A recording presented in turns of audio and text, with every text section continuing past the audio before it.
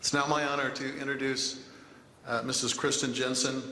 She's one of the leading topic experts in how to protect young minds. She is the author of Good Pictures, Bad Pictures series of read-aloud books, including the best-selling Good Pictures, Bad Pictures, Porn-Proofing Today's Young Kids, and Good Pictures, Bad Pictures Junior, A Simple Plan to Protect Young Minds. She is the founder of protectyoungminds.org, a blog site that she hosts, dedicated to helping parents empower their kids to resist and reject pornography. Kristen is a popular guest on radio and TV broadcasts, as well as podcasts and webinars. She is a leader in the Safeguard Alliance of the National Coalition to End Sexual Exploitation and has testified before the Washington State Senate Law and Justice Committee on the public health crisis of pornography. Kristen continues to be a strong voice for protecting children from all forms of sexual exploitation. She is the mother of 2 daughters and a son who is waiting for her in heaven. Her latest honor is becoming a grandma. She lives with her husband and sassy chocolate schmoodle puppy here in the beautiful state of Washington. She earned a bachelor's degree in English literature and a master's degree in organizational communication. As a side note, and in helping her with her disclaimer, she has developed amazing tools and resources that she offers free of cost and others which can be purchased on Amazon. She is sensitive about presenting these here. You should know that we have specifically asked her to share this information about her resources and to provide a limited number which will be available following this meeting to those interested. My purpose with this is to allay any apprehension on her part or the audience's relative to her discussing these resources. Mrs. Jenson.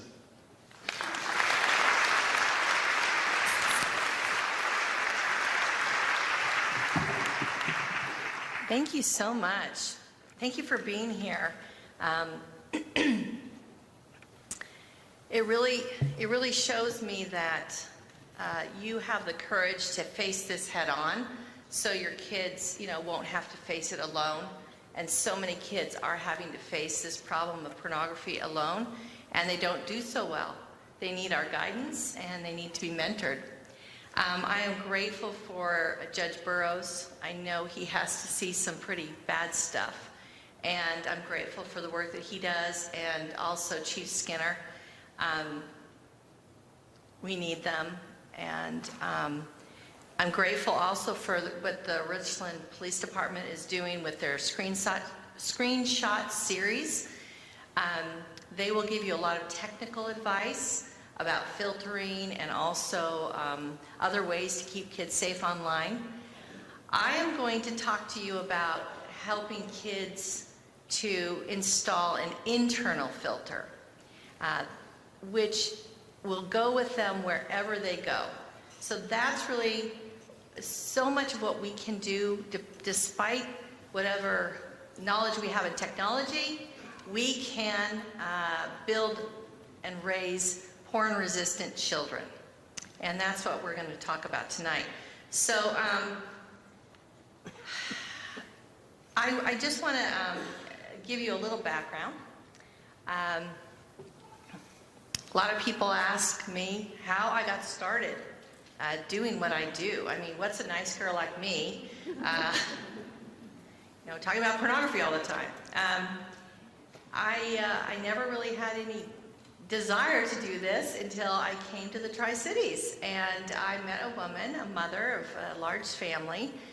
She called me up one night and told me a very distressful story about her 17-year-old son who had been molesting his younger brothers and sisters from 4 years old up to the 14-year-old.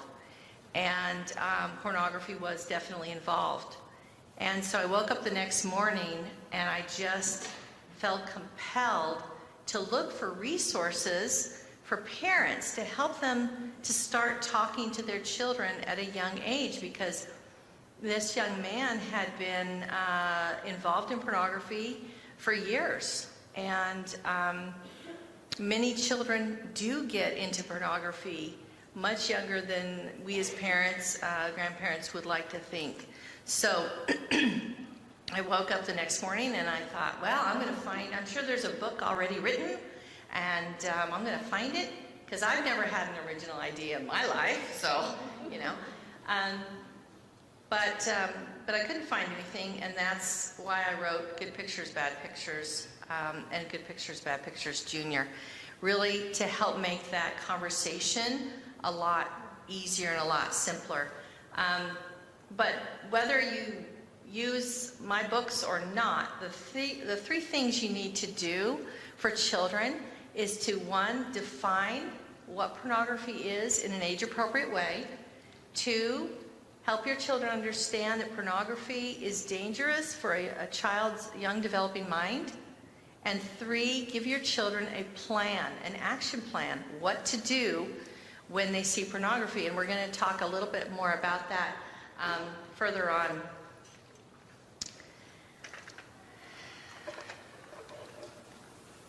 Okay, I also have the website, protectyoungminds.org. I hope you will visit that website, check out our blog. There's lots of free guides. I'm kind of married to this blog. I mean, I'm actually married to my husband, but I'm married to this website. We put a lot of heart and a lot of love into producing these materials, and we hope that they'll be helpful to you. Okay. Why do we work so hard? Why do I work so hard to provide materials, resources for parents of young children? This is a message from a mom who wrote into our friends at a support group. She said, I just found out that my 10-year-old son has been looking at pornography for the last month. My world is crashing down, and I am almost suicidal at the news. I feel guilt and shame and anger. Where do I go? Who do I talk to? What resources are there for a child this age? Everything out there is for teenagers. Please help me. So these kinds of situations, I assure you, are happening on a daily basis. Parents are discovering, and sometimes they're not discovering it, and that's even worse. So one of the things we just started we have a Facebook page for Protect Young Minds, but now we have a Protect Young Minds parent discussion group. So I invite all of you to join this group.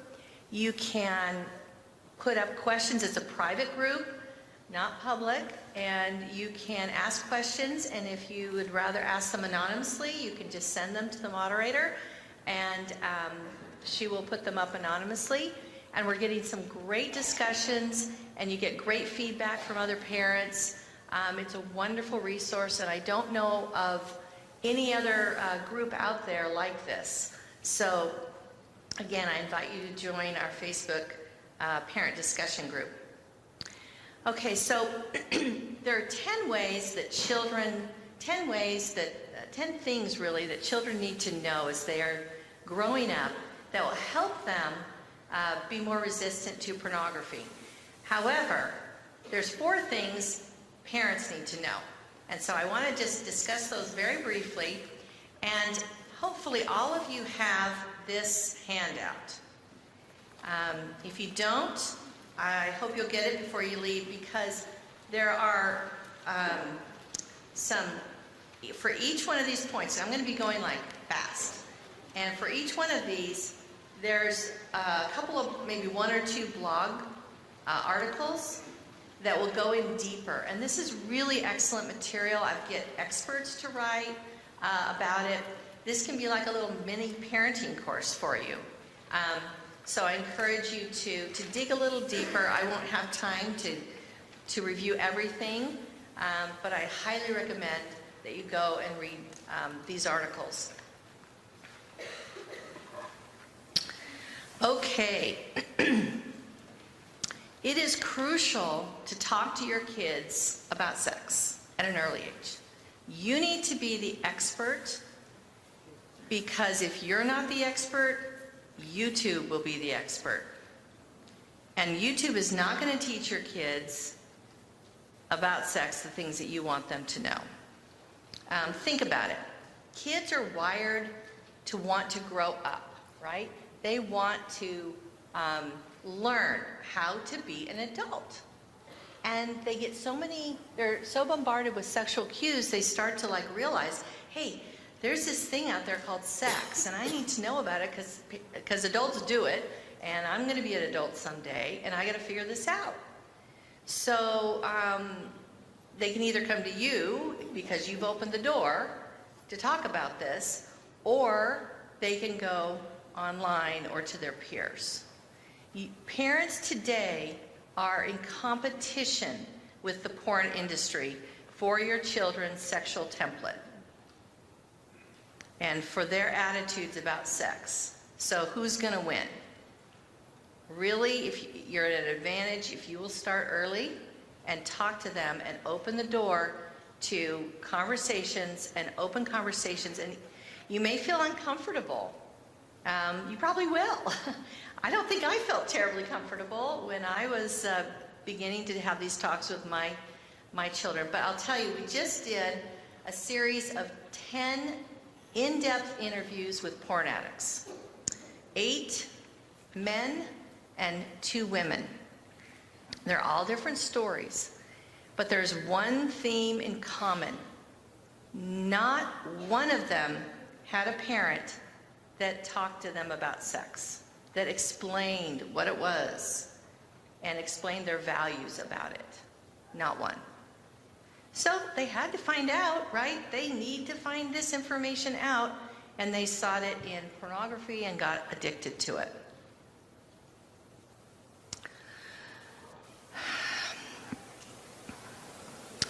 All right, next. Early warning means safer kids. I talked to a mom who, she was so concerned. She protected her children. She homeschooled them. She, every person every family that child could go visit or see, she was so careful. She was worried about pornography. And she talked to her child about what bad pictures are and what to do, if he ever sees those bad pictures. And she had a conversation with him, another conversation with him, because it's never a one and done. You have to keep this going. And this little 7-year-old boy wanted to go bike riding with his little neighbor friend who just moved in. And the mom was like, oh, we don't know that family, but he says, I'm just going to go to his house and pick up the bike, and then we'll be gone. And we'll come back and we'll ride. Well, he went to this little boy's house. The little boy said, hey, let's just go in for a drink or whatever. And guess what happened in the few minutes? The older brothers said, hey, come here, I want to show you something, and exposed these 2 young children, 7 years old, to pornography. This little boy was upset, but he came home and he told his mother. Now, I'm telling you, most children do not open up about this. And there's a study that shows that if they haven't talked to an adult within 24 hours, they may never, ever tell anyone that they saw pornography as a child.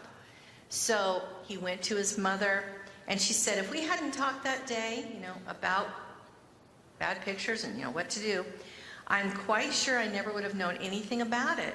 What could have become a sort of wedge between us became a bonding experience and fortified our trust in one another. So when a child sees pornography, they don't know what to do with it. They have this innate shame about it, and they don't know how to open up, and no parent has ever talked to them. When that happens, they keep it a secret. And secrets drive wedges in relationships. And so we don't want that to happen with our children. And so we need to set ourselves up as the go-to expert on questions about pornography or sex. And in this day and age, that's just a reality. That's just part of parenting. So, so that you didn't have to listen to me the whole time, I actually recruited some other parents to talk about these subjects and made a couple of videos. So I'd like to play one for you now. about that shows some parents talking about the value of early warning.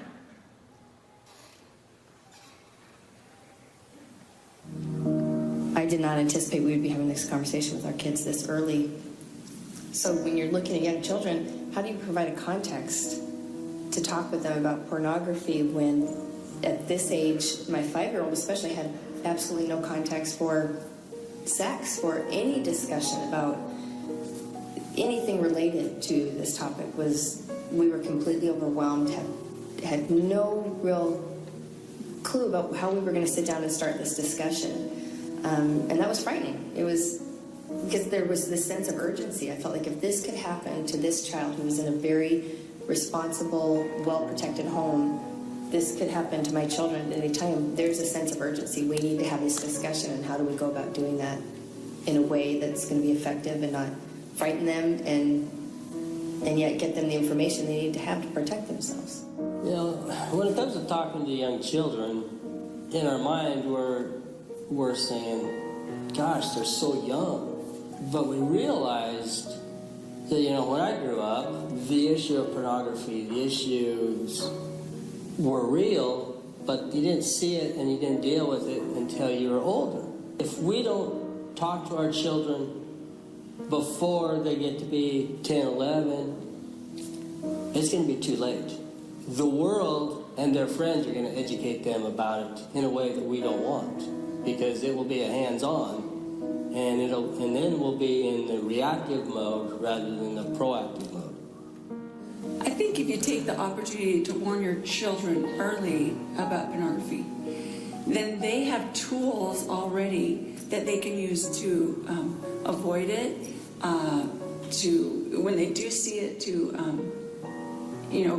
stop looking at it, those kind of things, and to talk to somebody about it. They'll have skills at a young age because they are going to come across it somewhere, somehow. I think the main benefits of early warning is that they have a plan. I think my kids, I don't want them to be scared of the world, but I want them to be prepared for it. And I think the best way to prepare them is to tell them what's there, openly, honestly, in a way that they can understand, and say, but I'm also going to give you the tools. You don't have to be scared. I'm going to give you the tools, and you're going to be okay, but I want you to know what's there.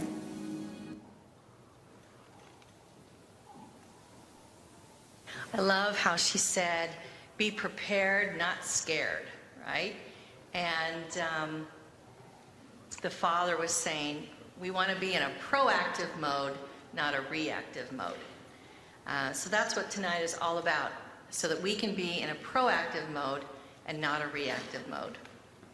Okay, it's not just a boy problem. Newsflash, girls are sexual as well as boys, okay? And the problem is, we just think it's a boy problem, and we leave our girls totally unprotected. And they're getting into pornography. They're the fastest growing segment of the porn industry are women. So we need to make sure that our girls are just as sexual as boys. They have sexual feelings. And sometimes they get into this not through the pictures. Maybe it's anime, cartoons, maybe it's literature, stories.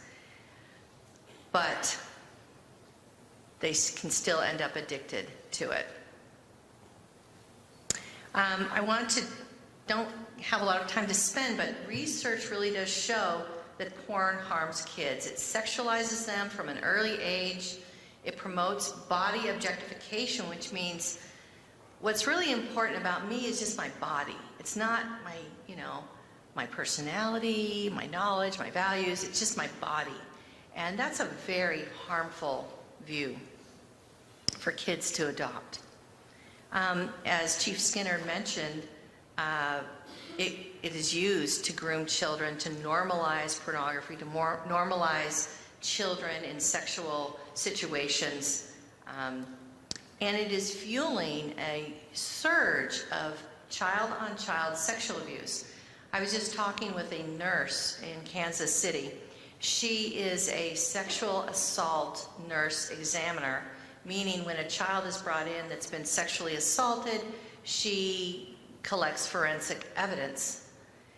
Well, when she started this job, she said, I thought most of the perpetrators would be, you know, like 60-year-old creepy men. She said it's not. The average age of child abuse perpetrators is 11 to 15 years old. So wrap your head. So how is an 11-year-old becoming a perpetrator? Either they were sexually abused themselves, or, which is becoming more and more common, they have just been viewing pornography, and what happens? Kids imitate what they see. And of course, we know it increases risk for addiction. Pornography is very addicting, and it changes sexual attitudes. There's meta-studies showing that it not only changes the attitudes of children towards sex, but their behaviors.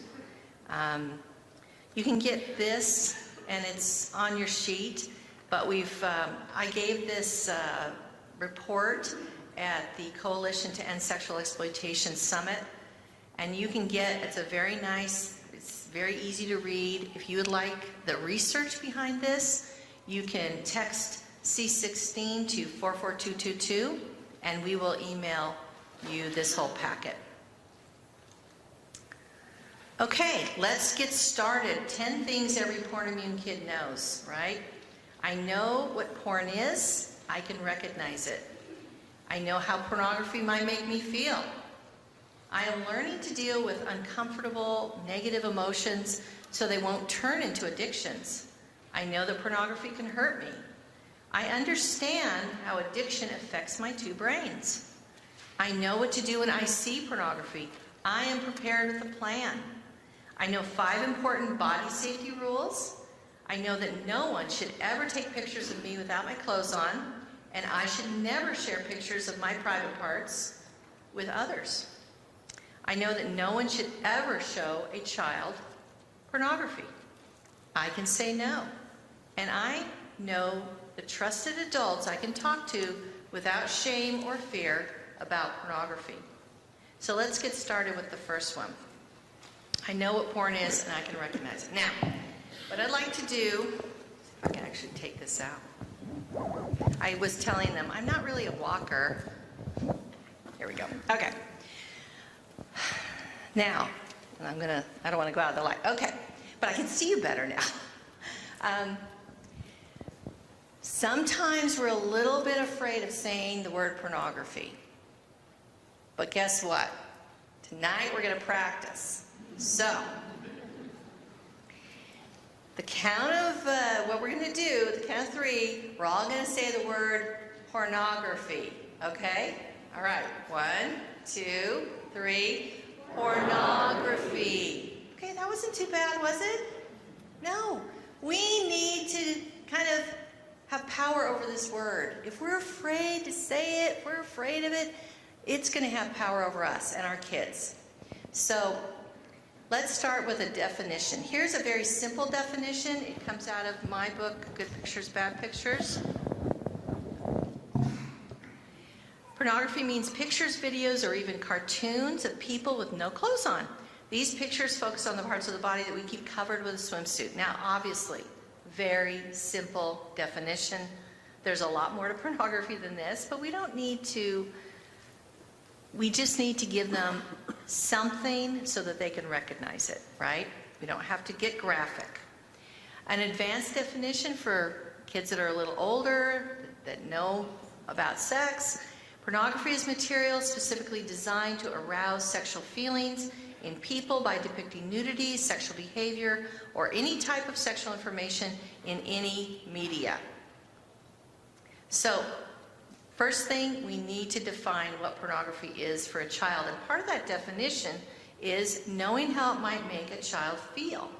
It is biologically normal for a child to be interested, intrigued, aroused even by a sexualized picture or nudity, especially very sexualized nudity. Some kids feel shocked and repulsed, and some feel excited and pulled pulled like a giant magnet.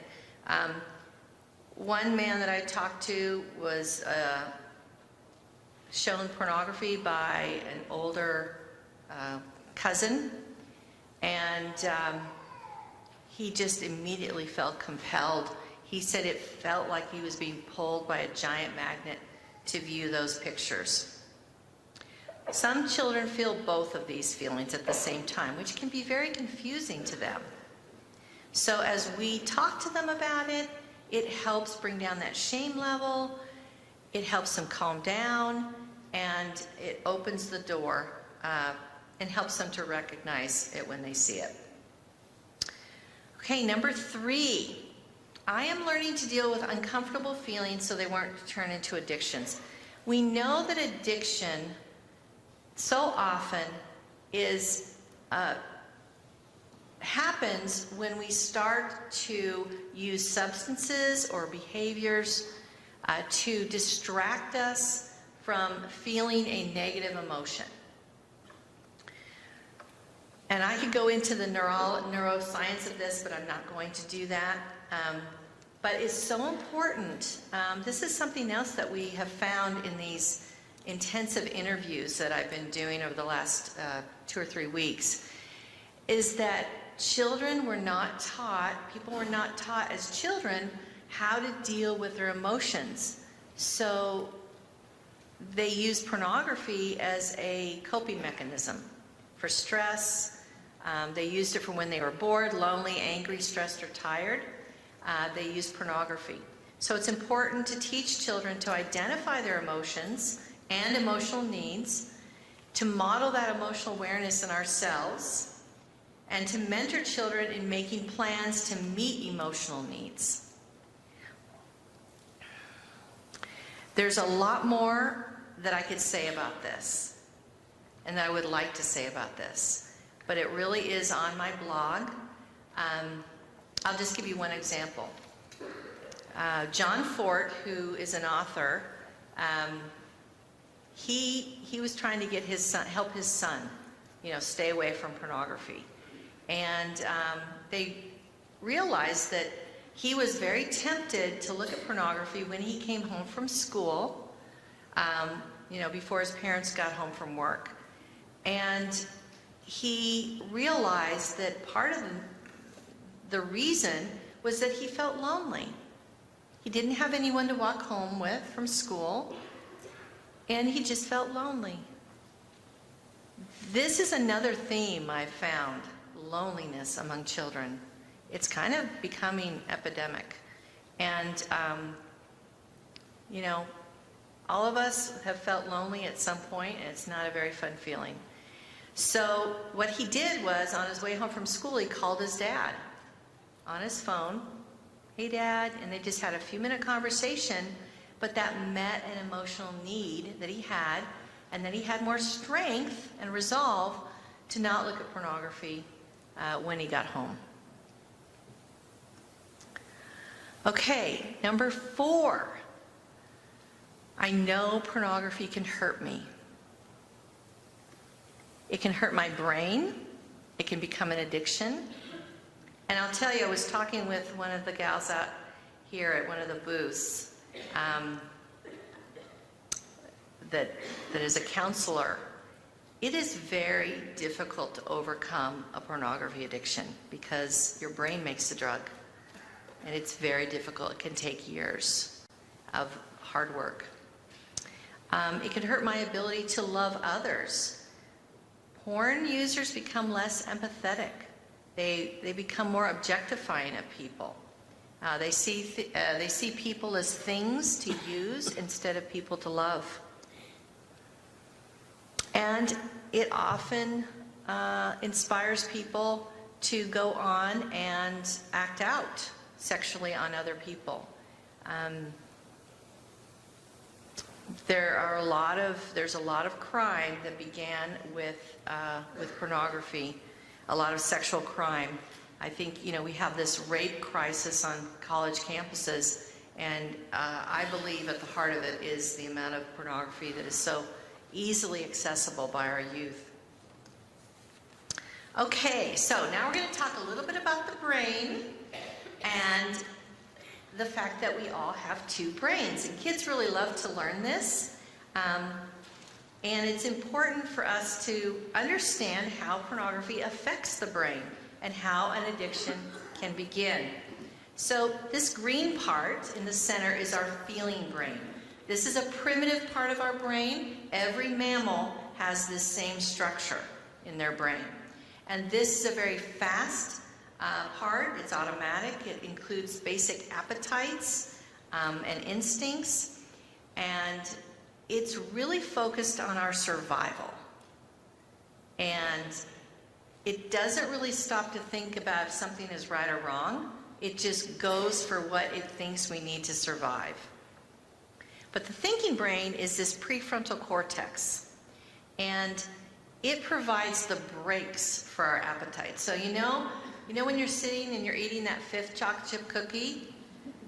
Yeah, I know. Some of you have done this. Maybe even recently.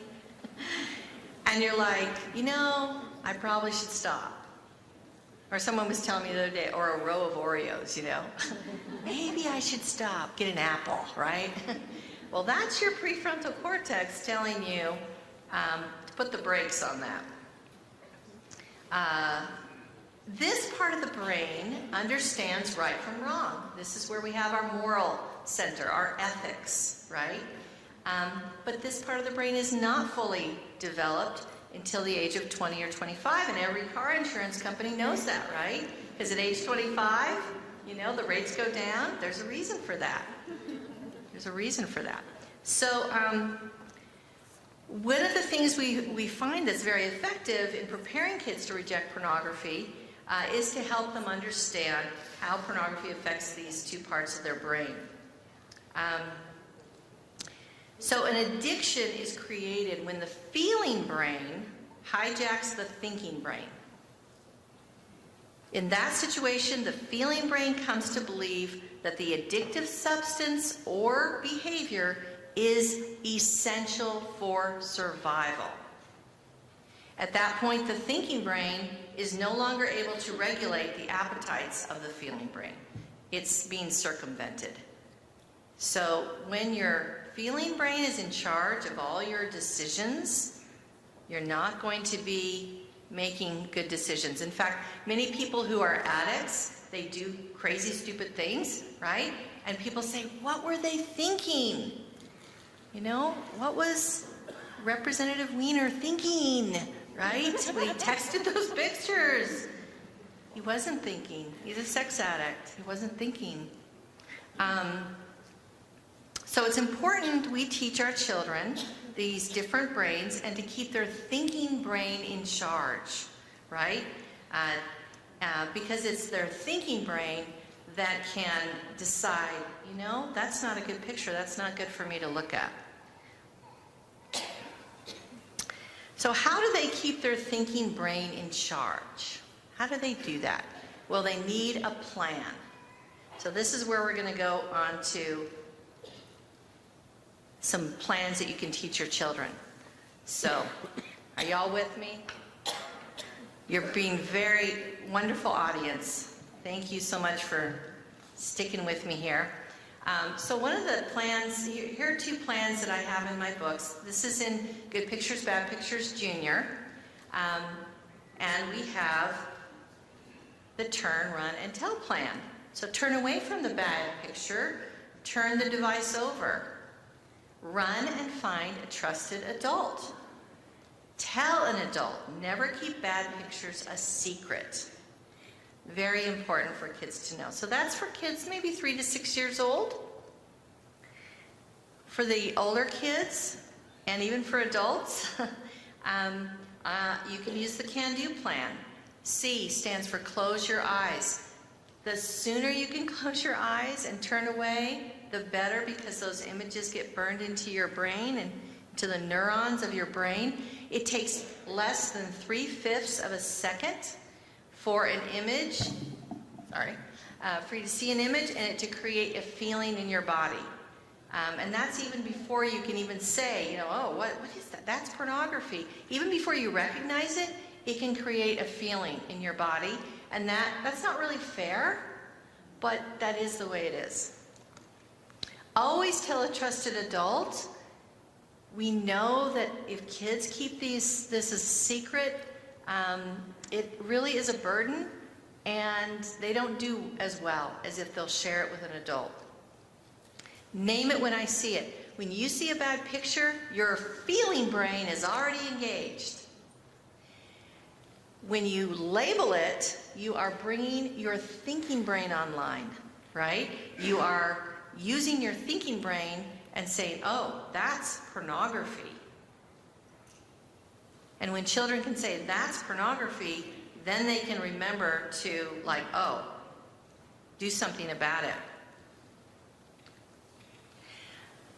So the first three, CAN, that's what you do when you see pornography. These other steps are when those memories come back.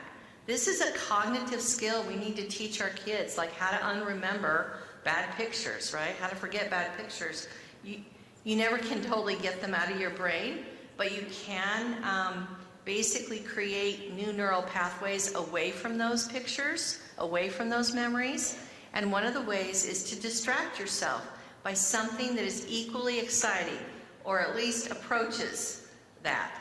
So for me, when I've seen something bad online that I don't want to remember, when I've seen pornography, I want to forget it, right? I want to not have it keep popping up in my mind.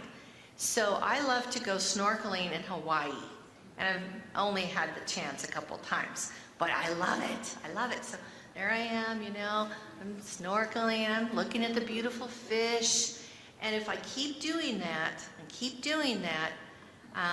pretty soon that image will fade. So this has to be customized for every child. Every child is going to have something that makes them excited, that's going to be different from the other child. The other thing is to order my thinking brain to be the boss. Again, there's more information in the book, but this is the can-do plan. You could actually get a copy of it by texting. We're being very high-tech here. Safeguard, and remember to spell it S-A-F-E-G-U-A-R-D. The first time I set this up, I spelled it wrong. And I'm an English major, so whatever. I'm being vulnerable here. I'm admitting to you. I made it. But it was caught, thank goodness. So text Safeguard to 44222, and you will get a copy of the can-do plan that you can download and print out in your printer. Okay, 5 important body safety rules.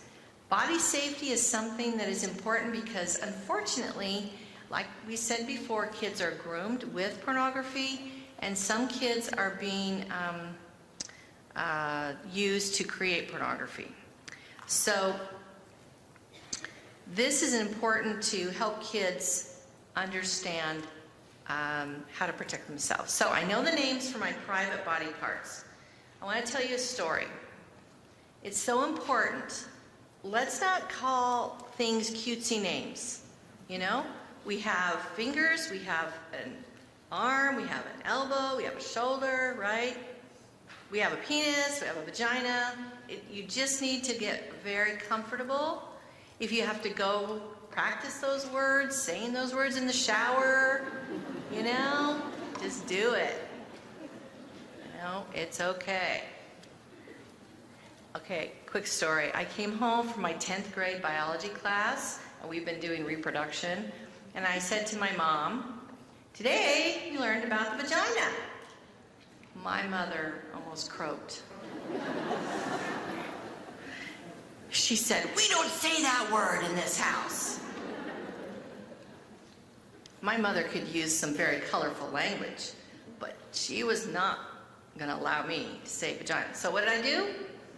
I just yelled, vagina, vagina, vagina, and I ran into my room.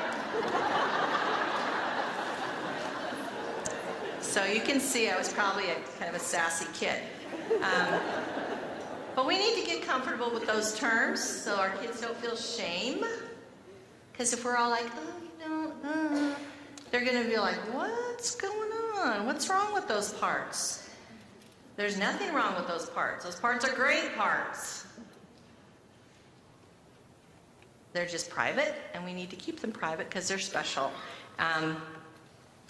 So one quick story. A woman told me this. She had a 3-year-old daughter, and this young man in their church was so nice to their family when they moved in, and he would come over and mow their lawn and ask if he could help them, and you're kind of figuring this out, aren't you?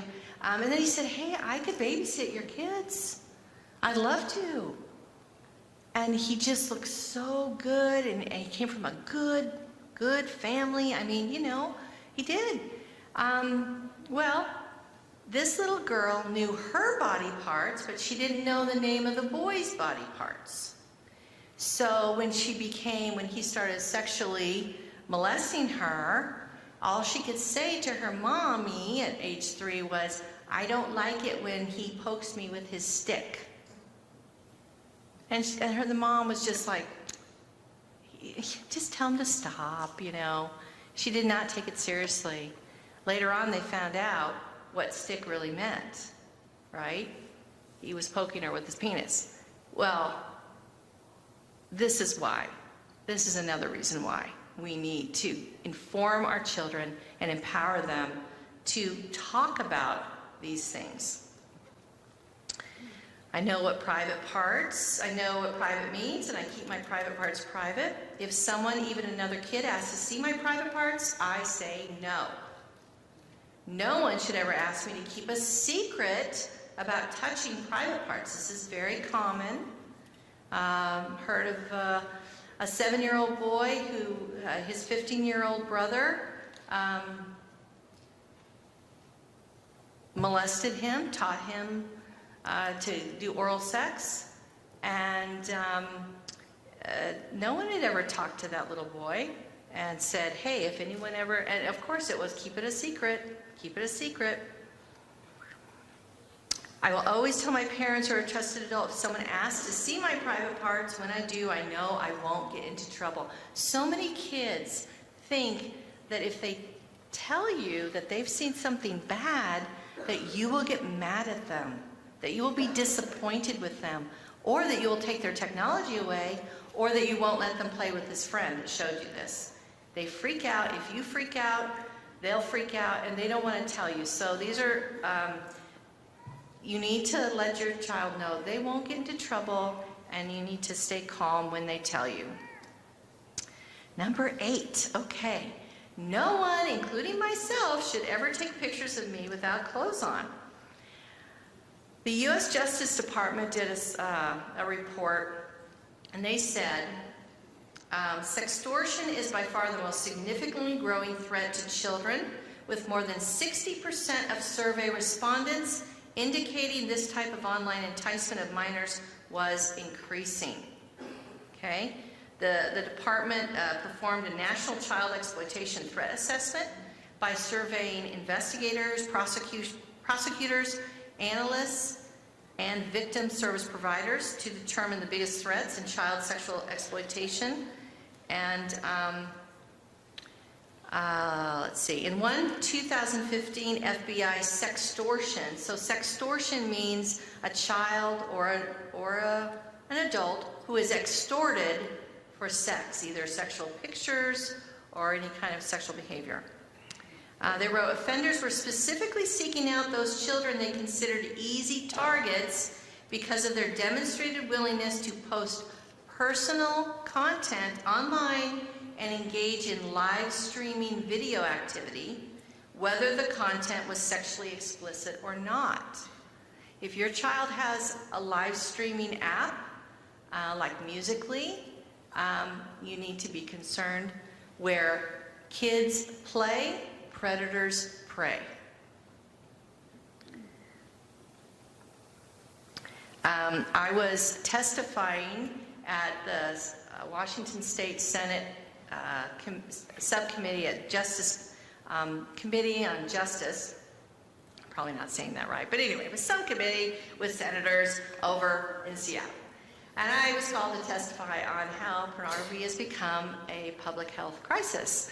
And, but with me was the head of, Michael Edwards, the head of the International Crimes Against Children, and he told of a video that they'd seen an 8-year-old raping a 4-year-old girl, 8-year-old boy, and he made a video of it and he put it online.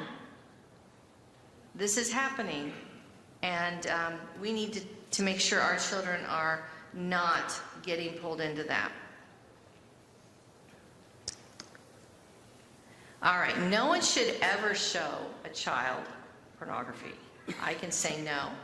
We need to teach our kids to say no. We need to role play with them. We need to remind and reassure them often pornography and bad pictures are a part of their world, and they need constant reassurance and constant mentoring on how to deal with it. Okay, we've made it. Number 10. I know the trusted adults I can talk to without shame or fear about pornography. Most parents think their child would come and tell them if they had seen pornography. But again, most experts that I've talked to say that most children don't do that. An unpublished study confirmed that only a small portion of children disclosed on the same day the initial exposure occurred. If children did not disclose on the same, so this was like 7 to 9%. So it's like 93% are not disclosing. If children did not disclose on the same day, chances of talking to anyone before adulthood went down substantially. Okay. We need to help our children identify trusted adults. We need to be able to talk about this subject without shame, and we need to encourage them to report it the same day it happens. And we need to remind them that kids are not bad if they see bad pictures, or even if they're interested in seeing bad pictures. They're not bad. Okay. One more video for you. Let's see. Okay. Oh, I have eyes. okay. I gotta do a little intro here. I know this is a community event, but this is a video, faith-based video, that I wanted to share with you to give you an example of what can be done to mentor children, to help children understand what they should do. And so I hope you enjoy this. You can find it on YouTube. It's What Should I Do When I See Pornography? I have a mouth. I have a nose. Hands, feet, ears, a stomach, a heart, a brain, fingers, a spleen. My amazing body is a gift from Heavenly Father. And the most important thing He wants me to do with my body is take care of it. Help it grow strong. Help it learn. Help it be happy. Help it be safe. I love going out on the water with my family. My mom and dad have taught me to love and respect the ocean. They taught me to swim and be safe. They taught me to be careful in big waves, to be aware of corals, riptides, and dangerous plants and animals. If there's danger, I try to avoid it. When something dangerous happens, I learn that it's important to get help.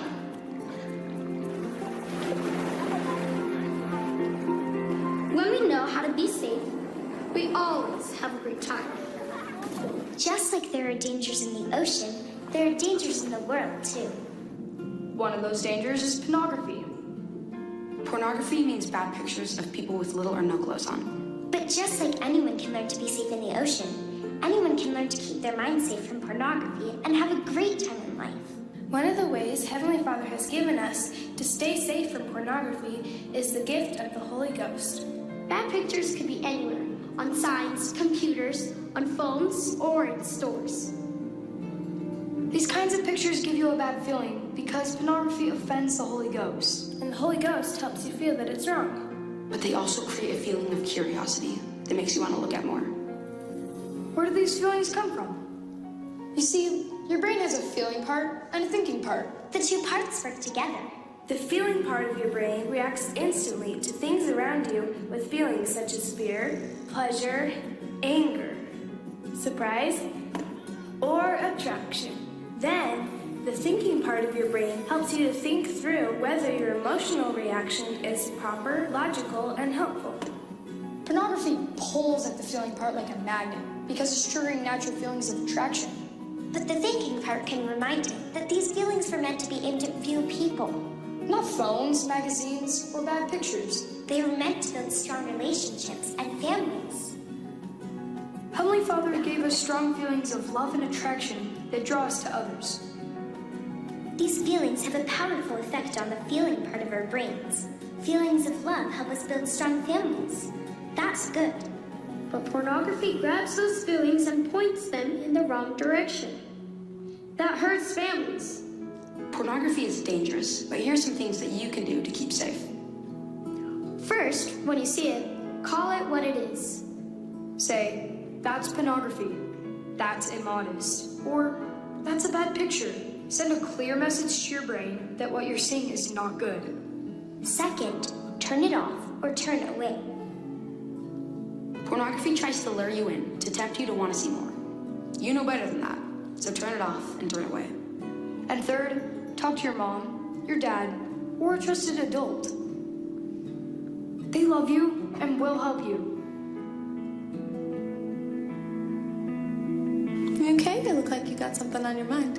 It might be hard to talk about seeing pornography at first, but it's the best thing you can do. Thanks for coming and talking to us. Can you tell us what happened? Just because you saw pornography and just because it made you curious or interested doesn't mean you're a bad person. Remember that many people love you.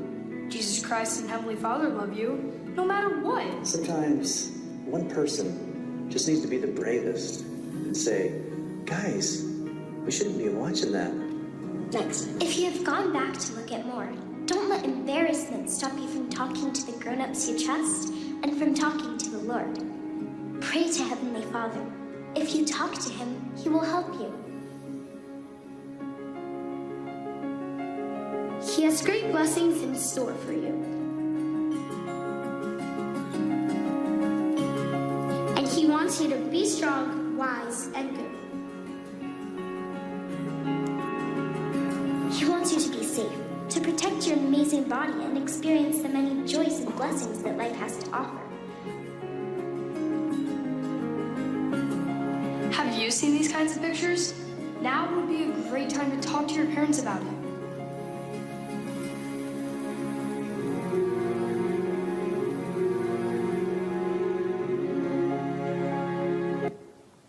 Okay, well, I'm going to finish up here and just encourage you to make a plan to start talking to your children about pornography, how it can harm them, and what they should do when they see it. I would encourage you to write a goal to complete these 10 steps with your children in the next 10 weeks or so. And then, hey, maybe you could have a little graduation ceremony or reward your family or go get ice cream or something. I don't know. But help yourself do this. I'd love to invite you to join us at Protect Young Minds. Subscribe to our blog, like our Facebook page, join our parent discussion group, and follow us on social media and share our content. We work very hard and we love to get it out there. In the interest of time, I'm not going to show that video. I'm just going to end by saying kids can learn to reject pornography.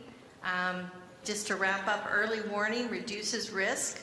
We need to talk to our kids about sex. We need to know that girls are just as vulnerable as boys and understand the research that shows that pornography does harm children.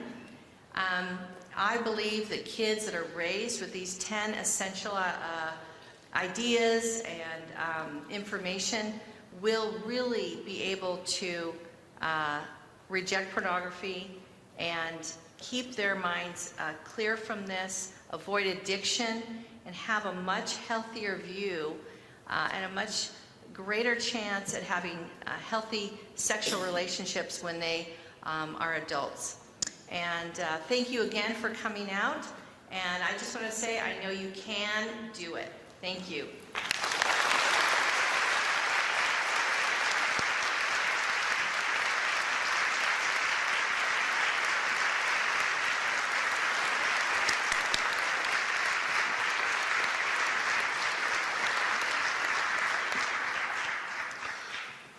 On behalf of the Safeguard Alliance Committee, I'd like to thank our speakers who I hope you will sense challenged us and taught us and have informed us to become more courageous in our parenting and in our community. Again, would you join with me in thanking all three of them for being here?